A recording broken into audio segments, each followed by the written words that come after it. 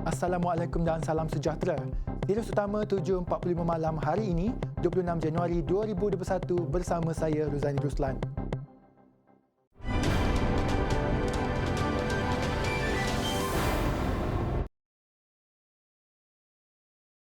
Tiga lagi sekolah rendah di Terengganu diarah tutup selama 7 hari bermula semalam hingga 31 Januari depan kerana terdapat kaki tangan sekolah yang telah disahkan positif COVID-19. Sekolah berkenaan ialah Sekolah Kebangsaan Paya Bunga dan Sekolah Kebangsaan Pusat Cabang 32 di daerah Kuala Terengganu dan Sekolah Kebangsaan Bukit Apit di Hulu Terengganu. Pengarah Jabatan Kesihatan Negeri Terengganu, Dr. Nur Azim Yunus berkata, penutupan itu bagi membolehkan kerja-kerja sanitasi dilakukan bagi mencegah penularan wabak pandemik tersebut di semua sekolah yang terlibat. Penutupan sementara sekolah-sekolah itu dijalankan di bawah Seksyen 18-1D Akta Pencegahan dan Pengawalan Penyakit Berjangkit 1988 Akta 342 bagi mengelak perebakan penyakit berjangkit. Sehubungan itu, semua aktiviti dalam kawasan sekolah perlu ditangguhkan. Sidang media berhubung pengurusan darurat yang dijadualkan petang tadi terpaksa dibatalkan selepas pengerusi Jawatan Kuasa Teknikal Tan Sri Muhammad Zuki Ali terpaksa menjalani kuarantin wajib. Dalam kenyataan melalui laman Instagramnya, Ketua Setiausaha Negara itu berkata, beliau perlu menjalani kuarantin wajib hingga 31 Januari ini atas nasihat Kementerian Kesihatan Malaysia. Ia susulan salah seorang kontak rapat beliau disahkan terkena jangkitan COVID-19.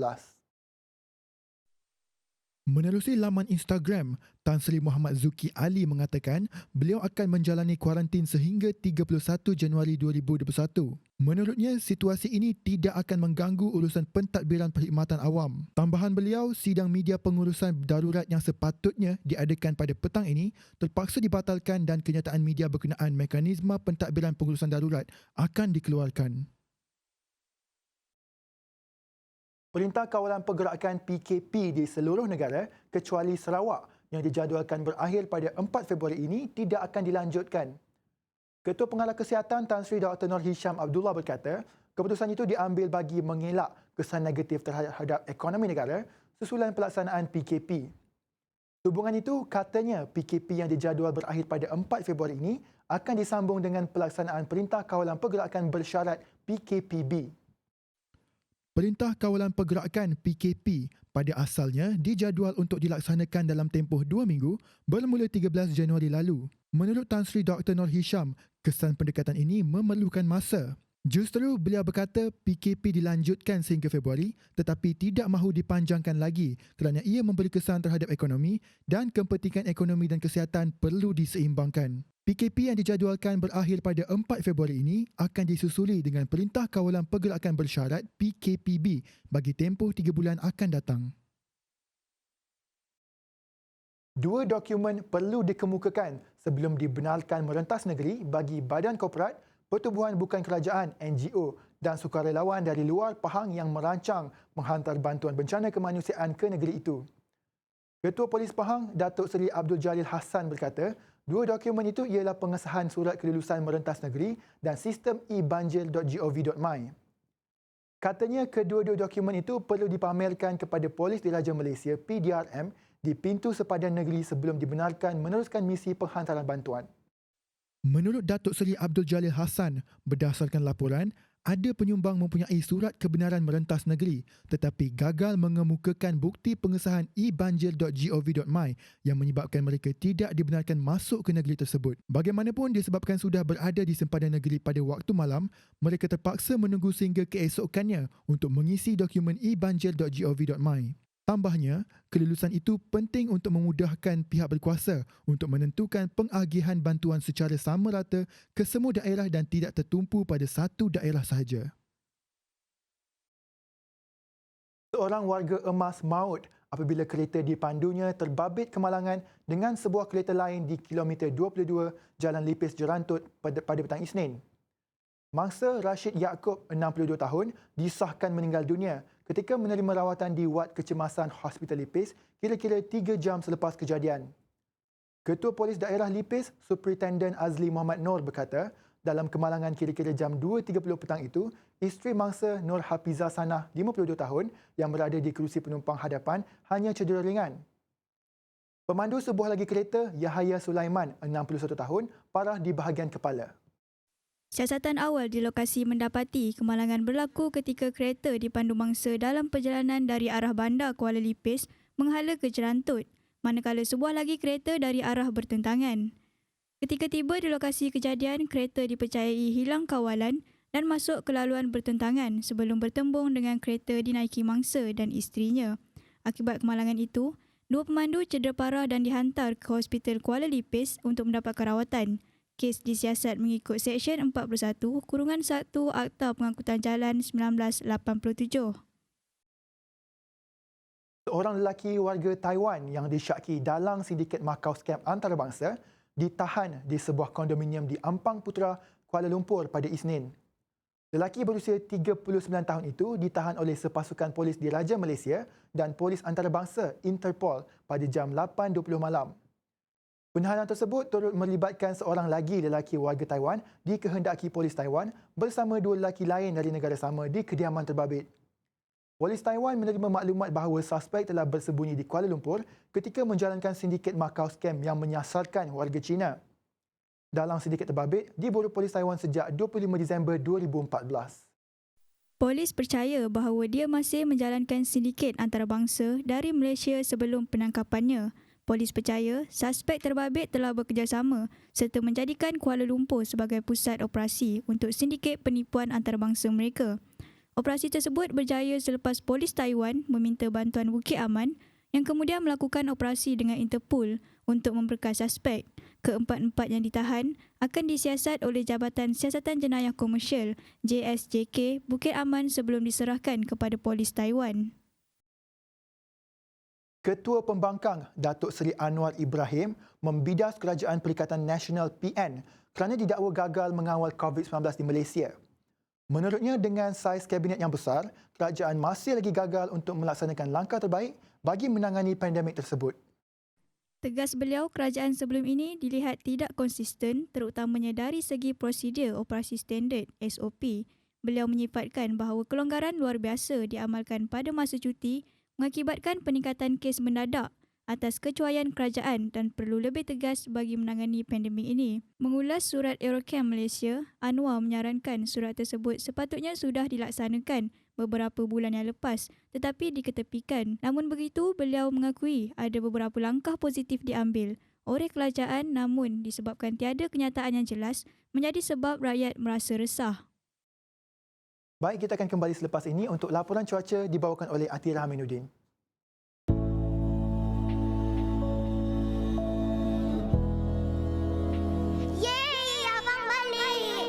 Abang boleh tak nak peluk? Tak boleh, Dik. Alah, boleh lah. Dah lama tak jumpa. Rindu. Boleh.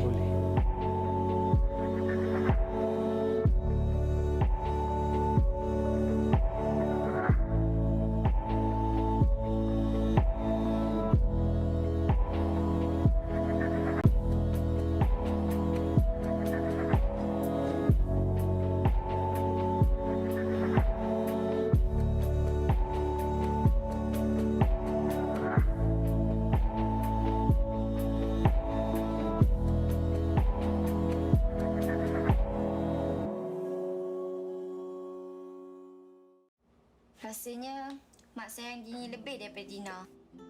Ish, mana ada. Mak sayang sama je. Dina, Dini nak makan apa? Dini nak Maggi kari lah. Nak mi goreng. Maggi kari ya? Kan dah agak. Mak sayang dia lebih.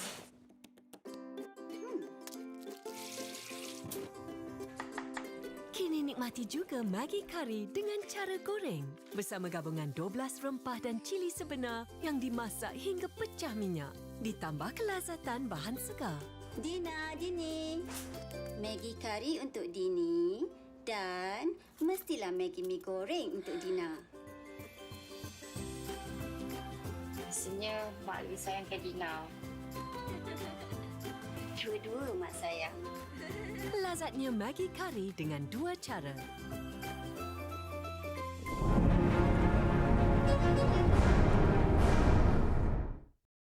Assalamualaikum dan bertemu kembali kepada penonton Sirius Media. Saya Atira Minuddin dengan laporan cuaca hari ini 26 Januari 2021 untuk anda di luar sana yang ingin merancang aktiviti seharian hari ini. Pada ketika ini, negara kita masih lagi menerima angin yang dominan dari arah timur laut dengan kelajuan yang kencang iaitu sekitar 50 hingga 60 km sejam. Oleh sebab itu, ianya boleh mengakibatkan ketinggian ombak di utara Laut Cina Selatan mencecah 3 hingga 4.5 meter. Justru itu, Met Malaysia menerusi laman sesawangnya masih lagi mengekalkan amaran angin kencang dan laut bergelora tetapi di bahagian utara Laut Cina Selatan iaitu perairan Condor dan Reef North dengan kategori pertama dan kedua. Amaran tersebut berkuat kuasa sehingga lewat malam ini 26 Januari 2021. Keadaan ini adalah berbahaya kepada semua aktiviti perkapalan dan pantai termasuk menangkap ikan. Orang ramai dinasihatkan agar tidak turun ke laut dalam buat masa ini. Keadaan cuaca semasa pula menunjukkan hujan dan ribut petir sudah mula terbentuk di kawasan pedalaman semenanjung Malaysia. Ribut petir yang sedang berlaku di utara Perak, selatan Pahang dan barat Johor dijangka akan berterusan sehingga ke lewat petang nanti. Pergerakan awan hujan tersebut adalah ke arah barat daya. Justru kawasan seperti Pulau Pinang dan Negeri Sembilan juga dijangka dalam keadaan lembap menjelang awal malam nanti. Bagi negeri Sarawak pula, ribut petir di 1-2 tempat yang berlaku di bahagian barat negeri tersebut pada ketika ini dijangka akan berterusan sehingga malam nanti. Begitu juga keadaan yang sama berlaku di bahagian barat dan pedalaman negeri Sabah. Hujan dan ribut petir di 1-2 tempat boleh berlanjutan sehingga ke malam nanti. Seterusnya, kita beralih ke paparan model numerical hujan untuk cuaca untuk pagi dan petang esok. Menerusi model tersebut, dijangka rantau negara dalam keadaan tidak hujan. Namun, menjelang petang, hujan dan ribut petir dijangka berpotensi untuk berlaku di utara semenanjung yang melibatkan negeri Pulau Pinang dan Perak serta di bahagian barat negeri Sarawak dan bahagian pedalaman Sabah. Justru orang ramai perlulah sediakan payung sebelum hujan sebelum anda keluar rumah esok. Baiklah, sebelum kita berpisah, ikuti ramalan cuaca 3 hari bagi bandar-bandar utama di seluruh negara. Sekian, Assalamualaikum dan salam sejahtera.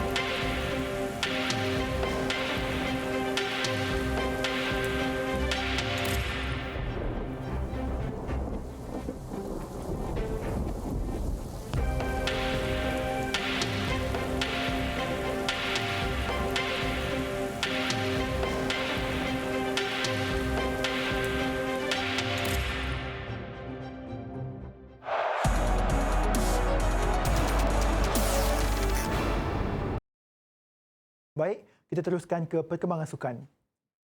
Pemilik kelab bola sepak Johor Darul Takzim JDT, Tuanku Ismail Sultan Ibrahim berkata mana-mana individu perlu memahami proses dan sistem ranking terlebih dahulu sebelum mempertikai mengenai kedudukan skuad Harimau Malaya. Malah beliau yang juga Tunku Mahkota Johor berkata, individu yang berada dalam kelab juga boleh memainkan peranan dalam menyumbang kepada pembangunan dan ranking bola sepak negara ini. Boleh tegur isu kelab atau isu gaji, tetapi nak tegur pasal ranking, perlu faham proses dan sistem ranking terlebih dahulu. Nak majukan bola sepak dan pasukan kebangsaan, fokus kepada kelab. Kelab membangun, tahap liga dan infrastruktur bola sepak membangun, maka makin tinggi ranking pasukan kebangsaan.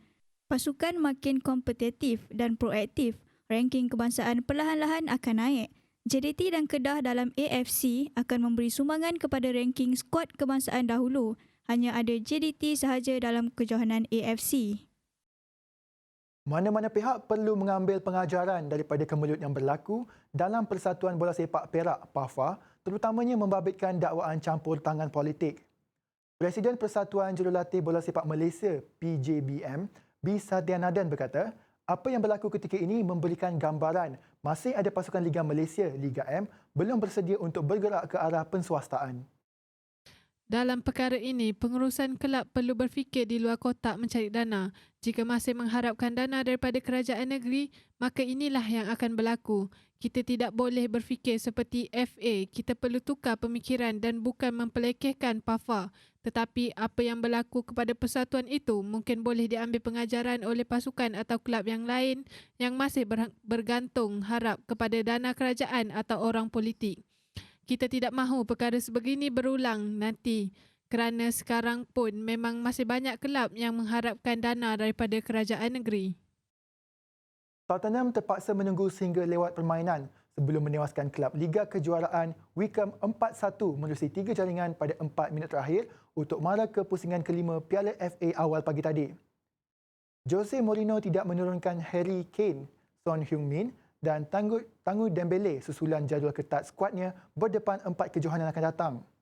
Tetapi 3 jaringan pada babak kedua diperlukan untuk mengatasi Wycombe yang hanya menang 3 kali dalam 23 perlawanan musim ini. Gareth Bale yang jarang tampil pada musim keduanya di Spurs terlepas peluang terbaik bagi meletakkan pelawat di depan. Spurs terpaksa bangkit selepas Fred Oyendinma menceriakan skuad tuan rumah menerusi tolakan mudah jarak dekat pada minit ke-25. Percubaan Jafford Tanganga dan Musa Sissoko terkena palang sehinggalah Bale menebus kesilapan selepas terlepas peluang awal dengan menyamakan kedudukan. Spurs akan berdepan Everton dalam saingan 16 terakhir bulan depan. Pep Guardiola percaya pengurus West Bromwich Albion, Sam Allardyce boleh dilabelkan sebagai genius bola sepak kerana menyelamatkan banyak pasukan daripada penyingkiran di Liga Perdana. Bekas bos England Allardyce diberikan tugasan menyelamatkan skuad Baggies daripada penyingkiran selepas kelab dari Midlands itu memecat Slaven Bilic bulan lalu.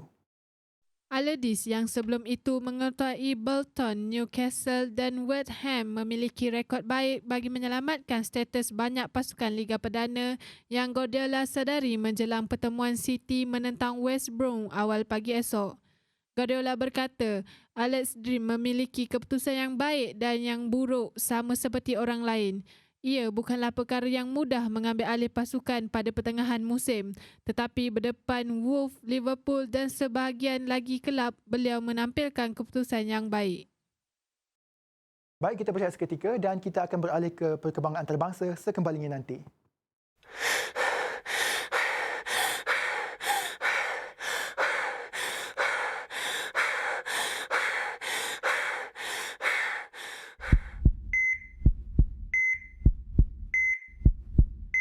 Ramainya yang ingkar PKP, banyak kita rugi ni tahu. Kena bayar denda, rugi. Kes naik, rugi. Masa, tenaga, rugi. Kita rugi, semua rugi.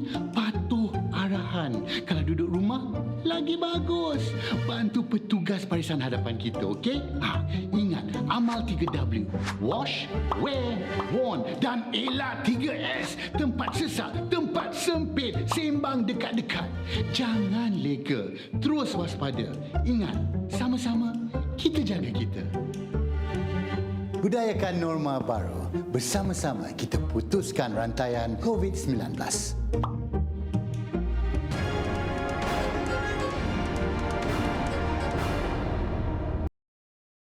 Baik, kita beralih ke berita antarabangsa.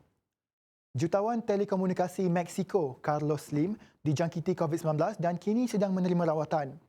Menurut anaknya Carlos Slim Domit, Ayahnya yang berusia 80 tahun bagaimanapun hanya mengalami gejala ringan COVID-19.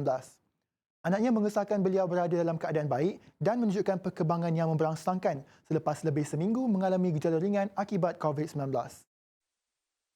Menurut majalah Forbes, Slim dan keluarganya yang mengendalikan syarikat gergasi telekomunikasi mudah alih Amerika Movil yang bernilai kira-kira 59.9 bilion dolar Amerika menjadikannya individu terkaya di Amerika Latin. Melalui yayasannya, beliau membantu menyalurkan dana bagi pembangunan vaksin COVID-19 di Mexico dan Argentina yang dihasilkan AstraZeneca dan Universiti Oxford untuk edaran di Amerika Latin. Pengumuman ahli keluarganya itu dibuat sehari selepas Presiden Mexico, Andrés Manuel López Obrador, turut mengesahkan beliau dijangkiti COVID-19 namun dengan gejala ringan. Mexico secara rasminya merekodkan lebih 1.7 juta kes COVID-19 dengan hampir 150,000 sekaligus menjadi negara keempat tertinggi di dunia yang mencatatkan angka korban tertinggi selepas Amerika Syarikat, Brazil dan India. Indonesia menahan sebuah kapal tangki Iran dan sebuah kapal tangki Panama yang dipercayai memindahkan minyak secara haram di perairan negara itu. Kapal tangki minyak mentah dengan bendera Iran, MT Horse dan bendera Panama, MT Freya, dikesan semalam di Kalimantan, wilayah Pulau Borneo di Indonesia. Menurut pihak berkuasa Indonesia, kapal berkenaan dirampas selepas anak kapal gagal memberi maklum balas kepada panggilan radio. Agensi Keselamatan Maritim Indonesia berkata, anak kapal dipercayai melakukan kesalahan termasuk gagal memaparkan bendera negara asal kapal itu, menutup sistem pengenalan bagi mengelak dikesan dan memindahkan minyak secara haram. Iran sebelum ini dituduh cuba menyembunyikan penjualan minyaknya bagi mengelakkan pelanggaran sekatan Amerika Syarikat. Jurucakap agensi itu, Wisnu Pramandita, berkata pihaknya merampas 2 kapal tangki asing semalam dan siasatan sedang dijalankan. Perdana Menteri Itali, Giuseppe Conte, mengumumkan peletakan jawatannya berkuat kuasa hari ini, dipercayai dalam usaha untuk menubuhkan kerajaan baharu selepas pergolakan politik selama berminggu-minggu. Pejabat Perdana Menteri mengesahkan Conte mengadakan mesyuarat kabinet dan memberitahu barisan menterinya mengenai hasrat untuk berkunjung pejabat Presiden Sergio Mattarella bagi menyampaikan rancangan peletakan jawatannya itu. Media dalam laporannya menjangkakan Conte akan mendapatkan mandat baru bagi membentuk kerajaan dalam mentadbir Itali yang sedang berperang dengan pandemik COVID-19. Sehingga kini, lebih 85,000 penduduk di Itali terkorban akibat COVID-19 sekaligus melumpuhkan ekonomi negara itu. Gabungan pakatan yang mentadbir Itali sebelum ini berdepan perpecahan sejak bekas Perdana Menteri Matteo Renzi meninggalkan partinya Italia Viva pada 13 Januari lalu. Conte bertahan dengan undi percaya di Parlimen minggu lalu tetapi gagal mendapatkan majoriti di Senat sekaligus menyebabkan kerajaan yang dibinanya adalah lemah. Peletakan jawatannya dilakukan menjelang pemilihan utama reformasi kehakiman akhir minggu ini di mana penganalisis berpendapat kerajaan berisiko berdepan kekalahan. Tidak lama selepas pengumuman itu, parti terbesar di Parlimen, Five Star Movement (M5S), mengumumkan pendirian mereka untuk menyokong Conte. Dewan Perwakilan Amerika Syarikat menyerahkan satu artikel penghakiman kepada Senat semalam yang mendakwa Donald Trump menghasut serangan di Kapitol. Tindakan itu mendorong kepada proses pendakwaan pertama yang membabitkan bekas Presiden. Dalam menggerakkan usaha itu, 9 pengurus pendakwa secara senyap mengusahakan artikel terbabit melalui Dewan Kongres sama yang dikuasai penyokong Trump pada 6 Januari lalu sebelum menyerahkannya kepada Senat. Perwakilan dari Maryland, Jamie Raskin, kemudiannya membacakan tuduhan terhadap Trump di ruang Senat di mana bekas Presiden itu terus mendapat sokongan besar dari Senator Republikan. Perbicaraan Senat terhadap Trump yang digugat oleh Dewan Demokratik majoriti pada 13 Januari untuk kali kedua itu akan bermula 8 Februari ini. Ketua Senat Demokratik Majoriti, Chuck Schumer berkata, 100 ahli Senat yang akan bertindak sebagai juri akan mengangkat sumpah hari ini dan mengeluarkan saman kepada bekas Presiden. Moskow menjangkakan Pertubuhan Kesihatan Sedunia WHO akan segera mengesahkan vaksin COVID-19 Rusia, kata Wakil Tetap Rusia ke PBB, Vasily Nebenzia dalam temu bual eksklusif dengan agensi berita Rusia TASS. Menurut Nebenzia, mereka telah menyerahkan dokumen untuk memenuhi syarat vaksin dan menambahnya ke daftar penggunaan kecemasan. Tahap kedua penilaian permohonan Moskow di WHO bermula pada 22 Januari. Justru pihaknya berharap permohonan itu dapat diluluskan secepat mungkin.